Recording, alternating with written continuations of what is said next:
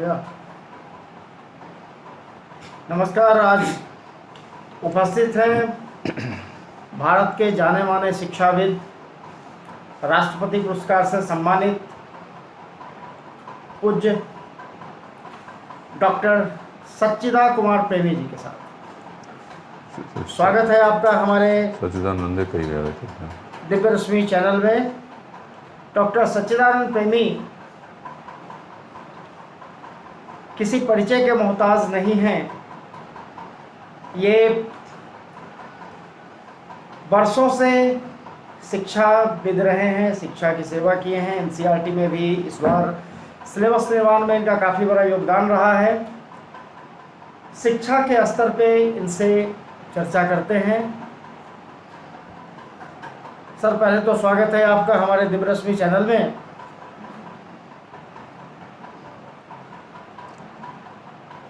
आप जो वर्तमान परिस्थिति में, वर्तमान समय में जो शिक्षा का स्तर देख रहे हैं, उस पे आप क्या कहेंगे? बहुत बहुत धन्यवाद राकेश भारतीय जी, आपने बड़ा अच्छा प्रश्न किया। आज का सबसे समसामयिक प्रश्न कुछ है तो शिक्षा के संबंध में है, और वही विषय है जिस विषय को आपने प्रश्न के रूप में उठाया है। अब शिक्षा हम लोग पढ़ते आए थे, शिक्षा मूल्य है। किसी ने कहा कि शिक्षा ही मूल्य है, किसी ने कहा कि शिक्षा मूल्यवान है, किसी ने कहा जिसके पास शिक्षा है वह मूल्यवान है। आज तो चतुर्दिक आंख दिखाने के बाद, घुमाने के बाद, विचार करने के बाद, स्मरण करने के बाद लगता नहीं है कि शिक्षा हमारी धरती पर है।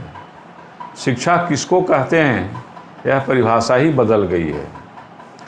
हमारे कई लेख इसमें आए हैं और पुस्तक भी है कि मातु पिता बाल कन्ही बोलावहीं, उदर भरे सोई धर्म सिखावहीं। आज शिक्षा का धर्म पेट भरना हो गया है। पेट भरना तक तो सीमित ठीक है, लेकिन बहुत अय्यासी जीवन जीने के लिए शिक्षा के माध्यम से बहुत कमाई करना, यह सबका उद्देश्य हो गया है। शिक्षा व्यवसाय के लिए होती थी, अब शिक्षा स्वयं व्यवसाय हो गई है। इस स्थिति में जो शिक्षा का इस स्तर था, उस स्तर का हम विचार करें तो आप तो कहेंगे कि भाई बिहार की शिक्षा बहुत उन्नत रही है। भारतीय जी, मैं बताऊं आपको कि बिहार सचमुच बड़ा उन्नत रहा है शिक्षा के मामले में। बहुत सारे शोध हमारे शिक्षा पर हुए हैं, बिहार में ही हुए हैं। शिक्षा के माध्यम से सत्ता परिवर्तन कई बार बिहार में हुआ है। एक बार तो आप देख रहे हैं, आपके ज़माने में हुआ होगा, जयप्रकाश नारायण जी के द्वारा, विद्यार्थियों के द्वारा ही सत्ता परिवर्तन किया गया। चाणक्य के द्वारा सत्ता परिवर्तन किया गया। हमारे बहुत से इस तरह के हैं। बाणभट्ट ने नारी शिक्षा को सबसे पहले उठाया था। अब आप कहें कि बिहार का लड़का, बिहार का पूत टॉप कर गया, टॉपर हो गया IAS में, UPSC में, यह भी सही है, लेकिन वह बिहार में रह के पढ़ा नहीं है, वह बाहर का IIT है। बिहार में तो वह कुछ ऐसा है नहीं, बनता नहीं है। अभी विचार करें शिक्षा पर अगर, तो शिक्षा को अब किस दृष्टि से देखना चाहेंगे। एक लड़का पहले हमारे एक कल आए हुए थे मेरे पास, उनका पद थोड़ा गोपनीय है, मैं नहीं बताऊंगा, लेकिन पूर्व VC थे ग्वालियर यूनिवर्सिटी के, और UPSC में बोर्ड में बहुत अच्छे पद पर हैं। उन्होंने कहा कि मैं 2nd क्लास टॉपर हूँ यूनिवर्सिटी का। मैंने फर्स्ट क्लास नहीं उनको आया, 2nd क्लास टॉपर, और उसमें क्या IAS भी बने, क्या क्या बहुत जगह रहे। तो यह 2nd क्लास की करामात। आज तो 90 नंबर, 90 का 99.9% नंबर आता है। एक प्राचार्य से मैंने पूछा कि 0.1% नंबर किसका काट लिया गया होगा, तो हिंदी में थोड़ा कम मिलता है, तो थोड़ा कम मिलता है तो 0.1% नंबर कट गया उसका। कौन सा तराजू है तौलने का कि एक में 100 दे दिया गया, दूसरे में 99.9 दे के छोड़ दिया गया? किस तराजू पर तौला गया? तो यह नंबर बहुत आ रहा है। IC से विद्यालय की गिनती हो रही है। यह विद्यालय बहुत अच्छा विद्यालय, किसी यहाँ लड़के इतने % पास करते हैं, इतने % फर्स्ट डिवीजन से पास करते हैं। और प्रश्न पत्र देखा जाए तो किसी में 10 लाइन लिखने की ज़रूरत नहीं है, टिक लगाते जाइए और पास होते जाइए, फेल होते जाइए। सर हम लोग के समय में हाँ नंबर अगर फर्स्ट डिवीज़न 600 नंबर आ गया हाँ हाँ, तो बहुत माना जाता था। बहुत माना जाता था, बहुत माना जाता था। और आज तो हाँ। 100% नंबर आने के बाद भी दूसरी चीज़ है, बिहार में शिक्षा गिरने का मुझे तो लगता है कि कहीं ऐसा तो नहीं कि हर क्रांति शिक्षकों और छात्रों के द्वारा हुई है। इससे डर कर राजनेता शिक्षा के स्तर को ही बर्बाद कर रहे हैं। बिल्कुल सही लग रहा है आपकी बात, हमको तो सही से लग रहा है कि शिक्षा के 4 आयाम हैं। अकेले किसी का दोष नहीं दे सकते हैं शिक्षा के स्तर गिरने का। एक अध्येता जो पढ़ता है, अध्यापक जो पढ़ाता है, अभिभावक जिसका भरण पोषण करता है, और अधिकारी। अब ऐसे हम कह के लेते हैं तो शासक भी है, प्रशासक भी है, अध्यापक भी है, अभिभावक भी है, और अंत में बालक भी है। शिक्षा बाल केंद्रित होनी चाहिए। मुझे अभी आपने कहा सौभाग्य मिला है सिलेबस कमेटी में रहने का, और जो उसमें सिलेबस की तैयारी होती है तो बच्चे के सर्वांगीण विकास को देखते हुए सिलेबस की तैयारी होती है। अब वहाँ तक ठीक है, किताब लेखन में राजनीति हो जाती है।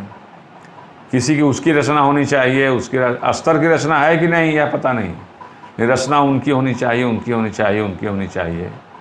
अब एक ज़माना यह भी था कि एक नेता की जीवनी पढ़ाई जाने लगी। अब उस नेता की विनोबा ऐसे लोग नहीं रहे हमारे सिलेबस में जिन्होंने जीवन और शिक्षा पर काम किया। विनोबा जब पूसा रोड में थे और उनसे प्रश्न किया गया, कर्पूरी जी उस समय थे शिक्षा मंत्री, और विनोबा सूक्ष्म में प्रवेश कर रहे थे, मौन व्रत धारण कर रहे थे। दूसरा ही दिन था उनका, और कर्पूरी जी ने लिख कर स्लिप दिया कि मैं शिक्षा पर आपसे बात करना चाहता हूँ, क्या आप समय देंगे? विनोबा ने तोड़ दिया अनशन और कहा कि आप शिक्षा पर बात करने आए हैं, मैं शिक्षा पर बात नहीं करूं तो मेरा सूक्ष्म प्रवेश नहीं, शून्य प्रवेश होगा। अब ऐसे विनोबा की बात नहीं मान करके लोगों ने, विनोबा को दरकिनार करके लोगों ने, ऐसे लोगों के क्या कहें आप जान रहे हैं, नाम मैं क्यों लूँ, ऐसे लोगों जिनका नाम लेने में लोग घबराते हैं, जो जेल में हैं, और उन लोगों को आज महामंडित करके उनकी जीवनी पढ़ाई जा रही थी। ऐसा भी समय आया था सर। भारत में हमेशा से शिक्षा के स्तर पे शिक्षकों के पास जाने में राजा भी भयभीत होते थे। बिल्कुल। और आज स्थिति ये है हाँ कि शिक्षक चाटुकारिता करते हैं नेताओं की। शिक्षा का स्तर कैसे नहीं सुधर सकता है। इसके लिए राजनेता बहुत दोषी हैं, अभिभावक बहुत दोषी हैं।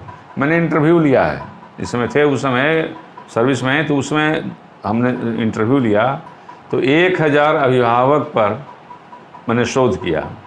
1000 अभिभावक ने मुश्किल से 10 अभिभावक इस तरह के मिले जो बच्चे की शिक्षा के विषय में घर पर सोचते हैं। और कई लोगों से पूछा तो क्या कहें सर, समय नहीं मिलता है, समय नहीं है उनके पास, समय नहीं है अभिभावक को अपने बच्चे को देखने के लिए। नेताओं के आगे पीछे कर रहे हैं, चकाचौंध है। सत्ता तो बड़ी क्या वेश्या है ना, इधर मुंह फेर के ताक देती है, उधर मुँह ताक देती है, तो लोग उस पर मोहित हो जाते हैं। तो सत्ता वाले की चकाचौंध में पढ़ने वाले अभिभावक ज़्यादा हैं, कुछ नहीं कर रहे हैं, लेकिन बच्चे की पढ़ाई पर ध्यान नहीं दे रहे हैं। ऐसे अभिभावक मिले हमको जो बहुत चिंतित उसके लिए रहते हैं, आके पूछते हैं।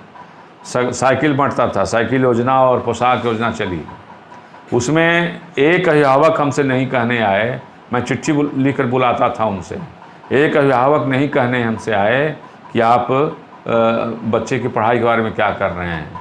यह कहने जरूर आए कि थोड़ा अटेंडेंस कम रहा है, साइकिल दिलवा दीजिए, पोशाक दिलवा दीजिए, स्कूल नहीं आती है पोशाक दिलवा दीजिए। तो वह अभिभावक उसके भविष्य नहीं देख रहा है, वह एक नज़दीक 2500 की साइकिल देख रहा है, 1000 का पोशाक देख रहा है, बच्चे का भविष्य नहीं देख रहा है। तो वह कैसे होगा, संभव नहीं है। और राजनेता लोग तो खैर कुछ कहना ही नहीं है, क्या है ऐसे। वही देश था जहाँ मैं बताऊँ एक कहानी आपको, डॉक्टर हेनरी डोनाल्ड उस समय हेड मास्टर हुआ करते थे, और वहाँ हेड मास्टर को हैट मिलता था। राजा हैट पहनता था स्कूल का हेडमास्टर हैट पहनता था।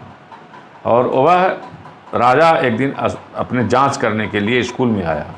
जैसे ही गेट पर पहुंचा तो मालूम हुआ कि राजा साहब स्वयं आए हैं। हेडमास्टर उनसे मिलने के लिए चले गए गेट पर। वो कहा कि मैं आना चाहता हूं आपके यहाँ। पूछा, हेडमास्टर से पूछा कि मैं आपके विद्यालय में आना चाहता हूं, जांच है, जांच करने के लिए। कहा कि ज़रूर आइए श्रीमान, लेकिन अपना हैट उतार कर अंदर आइए। कहा क्यों? इसलिए कि मेरे बच्चे यह नहीं जाने कि मेरे हेडमास्टर से ही बड़ा कोई दुनिया में होता है। यह शिक्षा का स्तर था। यहाँ श्री बाबू ने हसुआ विद्यालय के एक शिक्षक को बुलवाया, हेडमास्टर को बुलवाया अपने पास। कहा कि मैं उनसे मिलना चाहता हूँ। उनका प्राइवेट सेक्रेटरी था, भेज दिया खबर हेडमास्टर के पास। हेडमास्टर चले गए तो बहुत डांटा उस श्री बाबू ने। कहा कि क्या तुम कर दिया, मैं मिलने जाता हूँ उनसे, ये क्यों चले आए मेरे पास? और नहीं मिले उनसे, और अपने पैदल वहाँ से आए, खनवा से पैदल हसुआ आए और आकर के माफ़ी मांगा। कहा कि महाराज अब गलती हो गई, आपको कष्ट हुआ। यह शिक्षक का अधिकार था। हमारे यहाँ शिक्षक की मर्यादा थी कि राजा चंद्रगुप्त ऐसा राजा, और वह गंगा में स्नान करता था, नया वस्त्र पहनता था, तब आकर के चाणक्य के आमद के दरवाजे पर खड़ा होता था और तब आज्ञा रहता था कि मैं मिल सकता हूँ, मैं इस तरह से आया हूँ, तब मिलता था। वह यह हमारे यहाँ शिक्षा का स्तर था। शिक्षा का स्तर खत्म है। अब शिक्षक दौड़ रहे हैं, पीछे पीछे चल रहे हैं। अब पहले शिक्षक थे, हाँ, आज शिक्षक के बदले बंधुआ मजदूर हो गए। एक मिनिस्टर ने कहा, एक नेता ने कहा, नेता नहीं मैंने मुख्यमंत्री ने कह दिया था कि इनकी औकात एक मजदूर की है, मजदूर की तरह रहें। तो शिक्षक अपने स्तर को बर्बाद करके नेताओं की चापलूसी करेगा तो शिक्षा का स्तर कैसे बढ़ेगा और शिक्षकों का मान कैसे बढ़ेगा? ऐसा भी होना चाहिए कि वो ऐसे लोगों को शिक्षक नहीं रखा जाए जो चापलूसी करते हों। ऐसे लोग शिक्षक नहीं रखा जिन्होंने ज्ञान विषय का नहीं हो। ऐसे लोगों का शिक्षक नहीं रखा जाए जो उसमें ही नहीं। हमारे एक बहुत अच्छा हुए बिंडो जौहरी साहब, जौहरी बिंडो में कहा उन्होंने, शिक्षकों को 4 भागों में बांटा।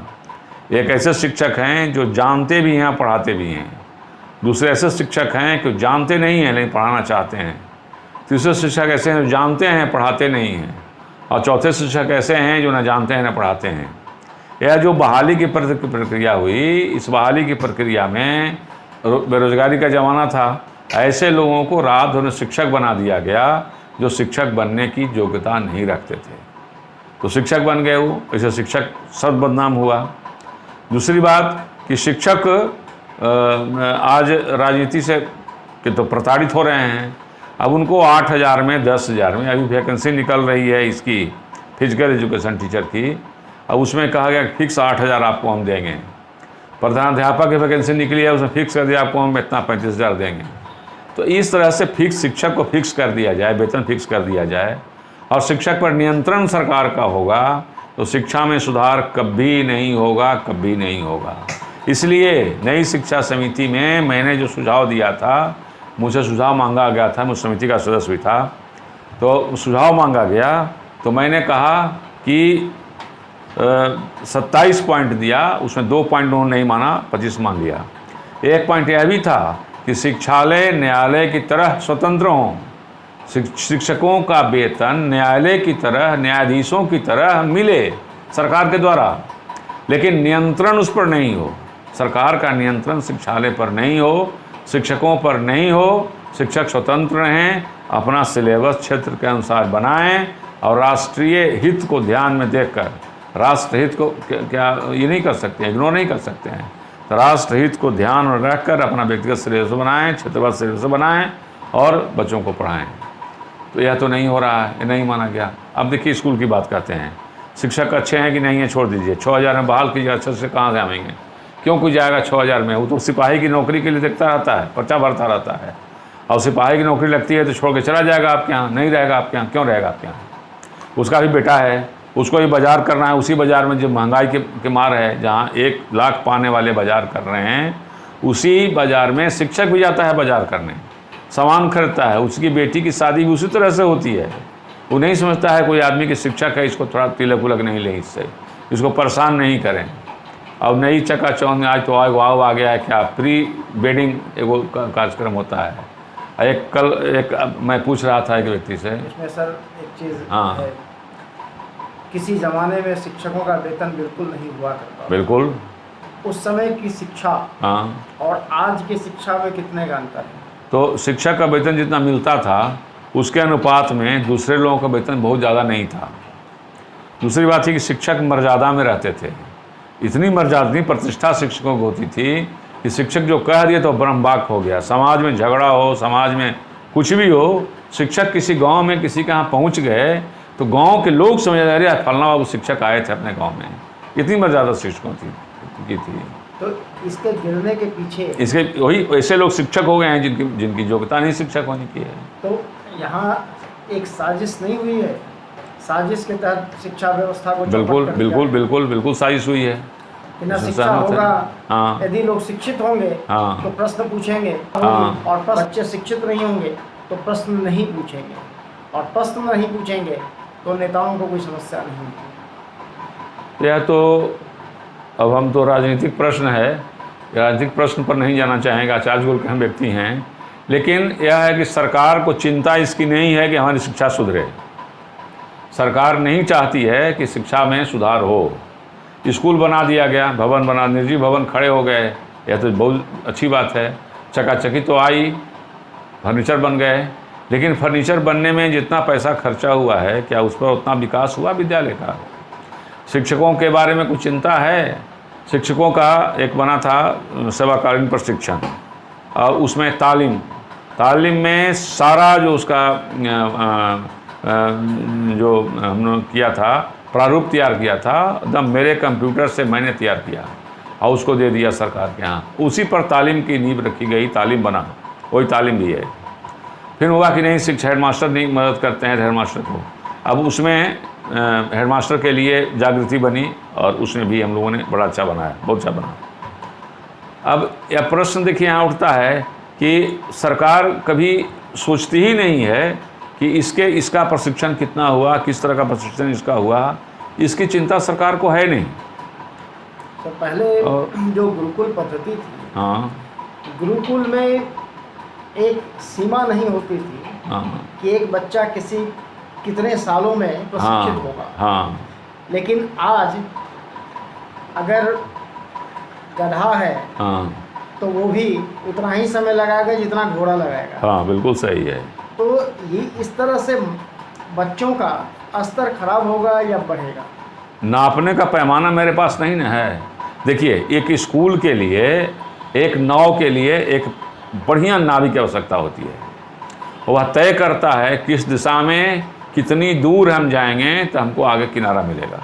पहले की जो शिक्षा थी सर, हाँ, जिसमें बचपन से पहचाना जाता था कि बच्चा किस लायक होगा, बिल्कुल ठीक। अगर धनुर्धर है तो उसको धनुर्विद्या की प्रशिक्षण दी जाती थी। हाँ, हाँ। अगर गदाधारी है तो गदा का प्रशिक्षण दिया जाता। हाँ, हाँ। ठीक उसी प्रकार से बचपन में ही भगवान श्री कृष्ण ने गीता में स्पष्ट तौर पे कहा था, हाँ, चतुर्वर्ण्याम मया सृष्टि गुण कर्मा विशेषतः। हाँ, बिल्कुल ठीक है। तो 4 वर्णों की सृष्टि जो उन्होंने कही थी, हाँ, तो हर व्यक्ति के जन्म से ये 4 वर्णों का गुण संस्कार रहता है।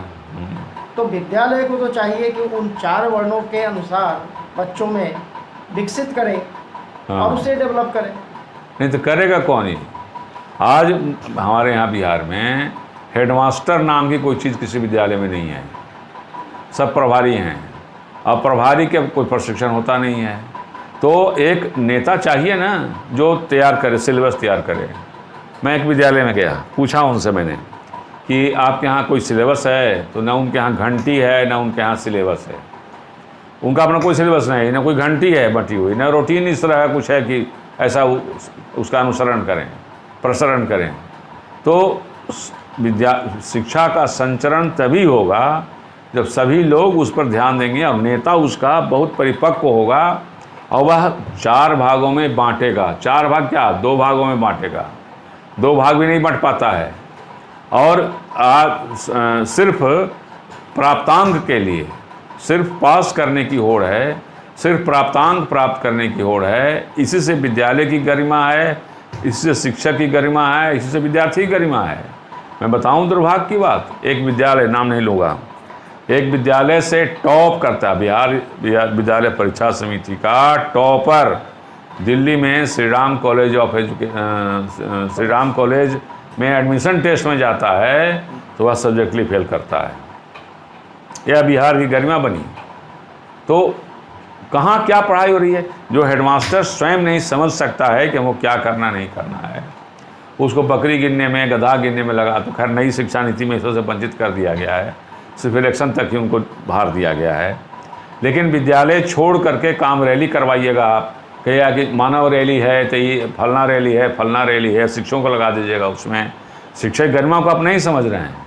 शिक्षा के लिए कठिन से कठिन परीक्षा होनी चाहिए, उसमें उत्तीर्ण होने वाले ही शिक्षक हों, जो स्वतः पैसा के लिए नहीं और समाज को बनाने के लिए, राष्ट्र के निर्माण के लिए कार्य करेंगे।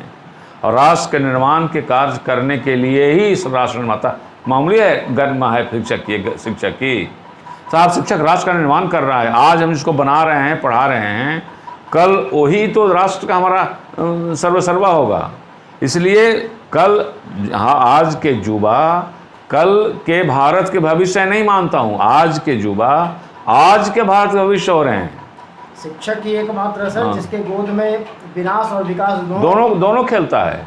एक डॉक्टर अगर गलती करता है तो एक आदमी जान चल जाएगी, लेकिन एक शिक्षक गलती करता है तो पूरा राष्ट्र हमारा इससे वंचित हो जाएगा, विकास वंचित हो जाएगा। इस गरिमा को शिक्षक नहीं समझ रहे हैं, न सरकार समझ रही है। ये तो टकेसर भाजा टकेसर खाजा वाली बात है। अब अगली पंक्ति, पहली पंक्ति इसका नहीं कहेंगे कि क्या कैसे राजा हैं और कैसी प्रजा है, लेकिन यह समाज भी नहीं समझ रहा है इस बात को। सर वोट के लिए मुखिया का इलेक्शन हो रहा है, देखिए सब दौड़ रहा है, पूजा पीछे लगा हुआ है। अरे जिसको वोट देना है उसको वोट दीजिए, विकास जिससे कर रहा है विकास कीजिए। आज महंगा हो गया, तेल महंगा हो गया, सब्जी महंगी हो गई, इस पर ध्यान देना चाहिए ना कि राष्ट्र में सब्सिडी खत्म हो रहा है हमारा। हाँ, राष्ट्र सब्सिडी समाप्त हो रही है, राष्ट्र आत्मनिर्भर हो रहा है, महंगाई तो होगी। तो बच्चों को पढ़ाना चाहिए ऐसी चीज़। हमारा इतिहास हम पढ़ाते आए जिंदगी भर कि अकबर के समय में एक महाराणा प्रताप का नाम का राजा होता था, जो भगोड़ा था, भाग गया था राज छोड़ करके। अब साहब वहाँ इंग्लैंड में पढ़ाई हो रही है कि महाराणा प्रताप के समय में अकबर नाम का एक राजा होता था, जो बहुत बार चढ़ाई करने के बाद भी जीत नहीं सका। वहाँ पढ़ाई इतिहास पढ़ाई जाती है। हमारे यहाँ लोग लगे हुए हैं कि जोधाबाई अकबर की रानी थी। इतिहास अभी खोज समिति चल रही है, उसमें कहीं जोधाबाई नाम की रानी अकबर की रही ही नहीं, अकबरनामा भी उसका विवरण नहीं है। तो यह तो हमारा उल्टा सीधा इतिहास पढ़ाया जा रहा है हमारा। तो वामपंथियों के हाँ, बिल्कुल वामपंथियों के द्वारा तैयार किया गया इतिहास है, जो भारत के सर्वनाश के कगार पर ले आया है। सर बिहार के लिए दुर्भाग्य नहीं है। हाँ, एक समय था, हाँ, नालंदा विश्वविद्यालय, 3 विश्वविद्यालय हुआ करते थे सर, मगध में थे। नालंदा विश्वविद्यालय में नामांकन के लिए छात्रों को द्वार पंडित से गुजरना होता था, द्वारपाल कहते हैं। द्वारपाल था वो, जब तक पास नहीं करता था तब तक नहीं, से मुलाकात नहीं होती। हाँ, आज का द्वारपाल नालंदा विश्वविद्यालय का होता तो आज तो VC रहता हो किसी विश्वविद्यालय का। वहाँ द्वारपाल इतना वो पढ़ा लिखा, परीक्षा वाला था, बढ़िया परीक्षा ले लेता था वो। अब सोचिए कितना बड़ा नागपाल वगैरह बहुत रहे, तो बहुत शिक्षित लोग रहे। तो आज 3 मगध में, वह मगध ही था, तक्षशिला भी जो कहते हैं हम लोग, मगध में ही था। भले पाकिस्तान चला गया हो, आज तक्षशिला, विक्रमशिला और नालंदा ऐसे विश्वविद्यालय। और नालंदा का तो हिस्ट्री है ना कि 9 बार उसका राजा बदले, 9 शासक आए और 9 बार ने थोड़ा थोड़ा ऊंचा करके उठाया उसको। आज जो नालंदा देख रहे हैं हम, 10% नालंदा है, उसमें 12,000 छात्र हुआ करते, 10,000 शिक्षक हुआ करते थे। मामूली बात ही किस तरह पढ़ाई होती थी, हर विषय की पढ़ाई होती थी वहाँ। और वैसे नागदत्त पुष्पदन तक वहाँ हमारे विद्यार्थी रहे। यह बहुत बड़ी गरिमा की बात थी, लेकिन इसको बिहार को हमने चौपट कर दिया। जब तक शिक्षा के लिए हर एक विद्यालय में एक पूर्णकालिक प्राचार्य, प्रधानाध्यापक होंगे, शिक्षक प्रशिक्षित होंगे, शिक्षक में लगन होगा काम करने का। इसीलिए हमने दिया सिलेबस कमेटी में कि शिक्षकों का प्रशिक्षण 4 साल का होना चाहिए। इंजीनियर बनता है 4 साल में, डॉक्टर बनता है 4 साल में, शिक्षक बनता है 9 महीने में। क्या तुक है साहब? इसलिए प्रोफेशनल होंगे, व्यवसाय के प्रति उनका रुझान होगा, तभी जब उसमें शिक्षा करेंगे 4 साल तक पढ़ेंगे। इतने B.Ed कॉलेज हैं, बीएड कॉलेज सब ध्यान दें कि हमको किस तरह का शिक्षक तैयार करना है। हम राष्ट्र का निर्माण कर रहे हैं, पेट नहीं भर रहे हैं, हम पैसा लेकर घर नहीं भर रहे हैं, हम राष्ट्र का निर्माण कर रहे हैं। घर भरता है तो भरने दें, लेकिन सब के अलावे पैसा भी लें, कमाएं, खाएं, खूब करें, ऐश्वर्य करें, लेकिन राष्ट्र के नाम बेईमानी नहीं करें। राष्ट्र हमारा सुधरेगा तो हमारी, एक मुख्यमंत्री जी ने कल कह दिया कि, एक मुख्यमंत्री जी ने कह दिया कि राम नाम की कल्पना है, रामायण कल्पना है। बताइए, अब जो नहीं आता है मत बोले, लेकिन गलत क्यों बोलता है? यह हमारी संस्कृति पर आघात हो रहा है। राम का मतलब होता है राष्ट्र की मर्यादा, राम, राष्ट्र की मर्यादा, हमारे राष्ट्र की मर्यादा राम है।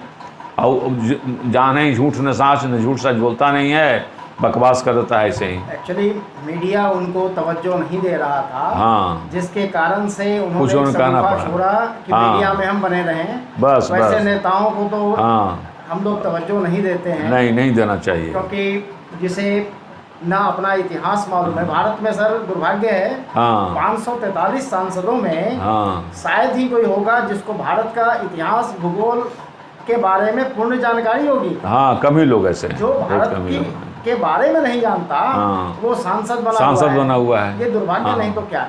अब ऐसे सांसद हो जाते हैं, क्या कीजिएगा। अब वोट का जमाना है, इसको कह देगा खड़ा करके यही सांसद बना रहा है, सांसद हो गया वो। लेकिन सांसद और सांसद में क्या अंतर, वो भी नहीं जानते हैं वो। हमने कई क्षेत्रों का दौरा किया, हाँ, और दुर्भाग्य है कि जिन सांसदों ने जिस गांव को गोद लिया था, हाँ, बेचारे सारे गांव को पोलियो मार दिया। अरे वो अब चलने लायक नहीं है गांव। हाँ, ये स्थितियां हैं भारत की। बहुत उम्मीद है आप लोगों से, बहुत कुछ आप लोग कर रहे हैं। अब व्यक्तिगत रूप से आपको तो बड़ा सकारात्मक सोच रहता है। आपकी पत्रिका भी निकलती है, बहुत अच्छी पत्रिका, और बहुत अच्छे अच्छे लेख आते में हैं। और सबसे बड़ी बात मैं आपको नहीं कह रहा हूँ, मैं बात दूसरे लोगों से कहता हूँ कि इस पत्रिका में, दिव्य रश्मि पत्रिका में